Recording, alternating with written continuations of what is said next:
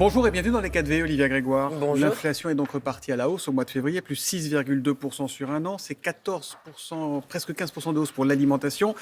Là, il ne s'agit pas d'acheter une voiture ou une télé, mais bien de manger, de se nourrir. Il est où, Olivia Grégoire? Il est où votre panier anti-inflation? Il est sur la table, Ouais. il est en cours de discussion. D'abord, j'ai envie de dire une chose simple, mais elle est importante à rappeler. Je sais que c'est dur. Ouais. On parle ici de l'inflation alimentaire, on parle des courses de tous les jours.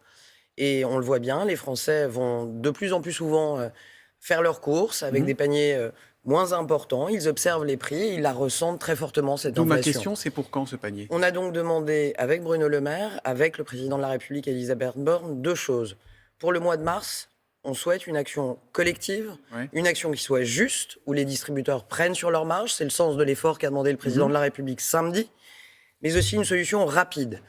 Moi, ma mission en tant que ministre, c'est d'anticiper, de proposer et d'agir. J'ai Ouais. donc fait des propositions, c'est une sorte de mise de jeu. Moi, j'ai proposé ce panier anti-inflation. C'est pas la seule solution, soyons très clairs, Thomas Soto.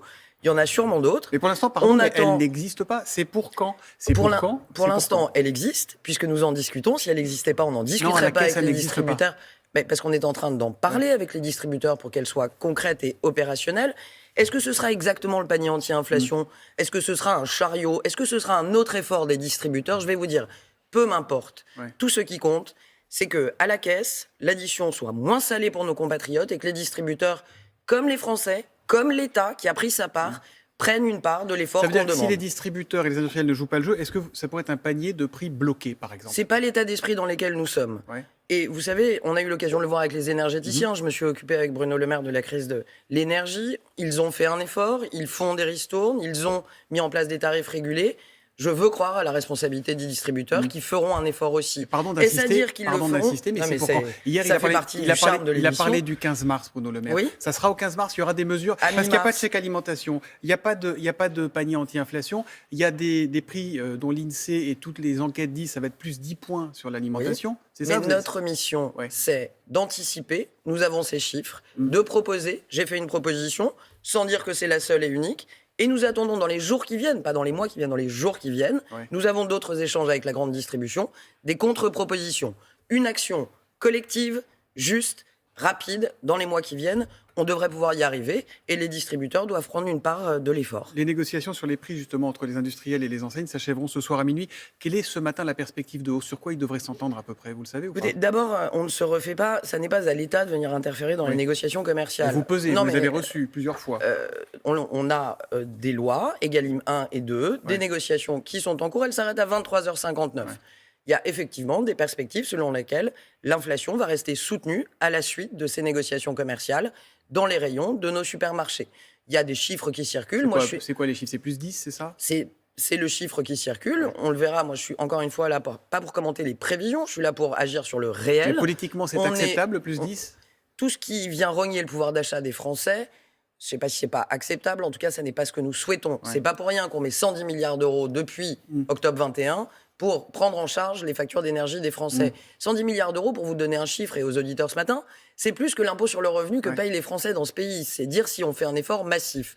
On demande aujourd'hui aux autres acteurs d'en faire un aussi, et pas sur le dos de nos producteurs. Vous avez lu le Parisien, j'imagine, ce matin, le patron de Système U, Dominique Schelcher, qui explique que certaines demandes des industriels sont abusives. Pourquoi, demande-t-il, quand certaines matières baissent, matières premières, ils continuent à nous demander des hausses? Le blé est en baisse de 23%, l'huile de Oui, 40%. j'ai lu, et Oui, plus que lire l'alu, les les interviews, transports, je le connais beurre, le le maïs sujet. assiste à la baisse. Ils profitent de la guerre pour augmenter leurs profits. C'est Je vrai ou ne pas? suis pas là pour donner des bons points, des mauvais points. Dominique Schelcher est un homme engagé, il fait part de son point de vue. Il fait part d'ailleurs de son point de vue sur le panier anti-inflation, Oui. qu'il a été l'un des premiers à rejoindre. Et il appelle d'ailleurs les Il dit qu'il a distributeurs à lancé le au nom rejoindre. au nom de Super U. Aujourd'hui, vous avez à la fois des industriels, mais aussi des PME qui ont des hausses à faire passer. Chacun est dans son camp. Monsieur Schelcher et les distributeurs Mais estiment est-ce que que les vous hausses avez, sont trop est-ce que vous importantes. avez C'est des pas à doutes moi sur ça? d'interférer dans Bah, les si, quand négociations même. commerciales. Si, quand même. Mais si, nous- on a des industriels qui se gavent sur le dos des Français qui n'arrivent Mais pas à se nourrir, ça devient un attention, problème vous politique. savez, c'est des débats qu'on a déjà eus il y a quelques mois. Ouais. Se gaver, moi je suis pas là pour entretenir, c'est pas ce que vous faites, mais entretenir des caricatures. Moi je suis là pour garder le sang-froid et regarder surtout à la caisse qu'est-ce qui se passe pour les consommateurs. La constitution du prix, chacun est dans son rôle. Les producteurs, les industriels, les transformateurs, les distributeurs.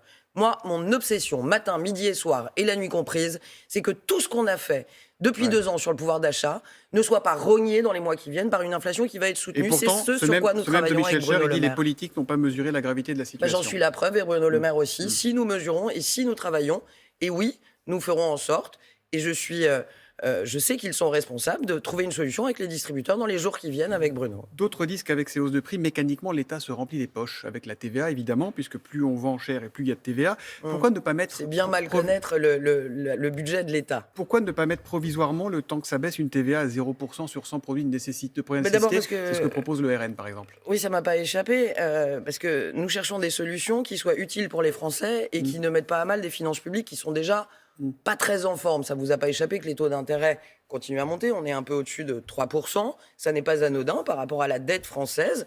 Donc les idées de Marine Le Pen, qui sont toujours intéressantes, peut-être en plateau, pour faire du bruit et du vent, en réalité coûteraient très cher au budget de l'État. Nous, la proposition que nous mettons sur la table, c'est nous avons fait une partie de l'effort majeur. Je le redis, ça n'est pas anodin. Juste sur l'année 2023, 46 milliards d'euros de bouclier tarifaire. Ça n'est pas anodin. Nous avons pris nos engagements. Aujourd'hui, c'est aux autres acteurs de les prendre. Personne d'honnête ne dit que le gouvernement ne fait rien. Simplement, non, mais la les question Français, d'avant, c'était les politiques ne prennent pas la mesure de la chose. Si, les politiques prennent la mesure de la chose. Et nous demandons un effort qui ne soit pas avec une TVA à 0%, qui vienne d'abord gréver les fonds de l'État. Et deuxièmement, je le rappelle, parce que l'histoire est éclairante, jamais, et la TVA sur la restauration l'a démontré, on a réussi à démontrer qu'une baisse de TVA allait directement dans une augmentation du pouvoir d'achat des consommateurs. Donc Madame Le Pen fait, comme d'habitude, des propositions assez démagogiques, mais assez inopérantes. Et vous avez entendu dans cette heure et demie les Restos du Cœur, plus de la moitié, une hausse de 25% de la fréquentation en 3 mois, et plus de la moitié sont des moins de 25 ans. J'ai entendu aussi que j'ai passé 2 ans à l'économie sociale et solidaire. J'ai entendu aussi que j'ai déployé une partie du plan de relance à destination des banques alimentaires. J'ai entendu aussi notre ministre Combe annoncer hier 60 millions d'euros pour aller justement accompagner les banques alimentaires. Par exemple, pour aider les jeunes. On ne peut pas dire qu'on n'aide pas. Pour aider les jeunes, pourquoi ne pas avoir accepté la proposition du groupe PS de permettre un repas à 1 euro pour tous les étudiants ? Parce que ça, il y avait Je danse le Mia il y a 10 minutes, ce sont des passements de jambes politiques. Qui a mis en place le repas à 1 euro dans les Crous ? Nous. Qui ne l'a pas voté ? L'opposition. Qui aujourd'hui fait de la politique politicienne sur ces sujets ? Ça n'est pas nous. On a été au rendez-vous. On va pérenniser d'ailleurs le 1 euro pour les étudiants dans les Crous. Je rappelle qu'on a fait aussi d'autres choses. Vous allez l'élargir à tous les étudiants ou pas ? Vous souhaitez l'élargir à tous les étudiants ou pas ? C'est un débat qui est en cours et que la présidente de groupe Aurore Berger est en train de regarder. Mais vous savez, nous n'avons pas à rougir, contrairement aux propos démagos d'un certain nombre d'oppositions, de ce que nous faisons pour les étudiants. Le 1 euro de repas au Crous, c'est bien cette majorité qui l'a mise en place et c'est bien les oppositions qui ont refusé de le voter. Réservé aux boursiers pour l'instant. Autre sujet qui touche au portefeuille, l'essence. Depuis aujourd'hui, 1er mars, le litre est plafonné à 1,99 € dans les stations Total, dans toutes les stations du Total du pays. Olivier Grégoire, en février 2022, il y a un an, juste avant le déclenchement de la guerre, le baril de pétrole était à 97 $. Okay ? Aujourd'hui, il est à 84 $. Et pourtant, on paye le litre aujourd'hui plus cher à la pompe qu'il y a un an. Vous comprenez ça ? Si je le comprends, du moins je me l'explique et j'ai à cœur de le partager avec vous. Ça peut paraître bizarre, tout simplement. D'abord et avant tout, vous rappelez que le prix du baril n'est pas le seul et unique déterminant du prix à la pompe. Et c'est important de le dire aux auditeurs. Il y a la parité euro-dollar, l'échange qui joue.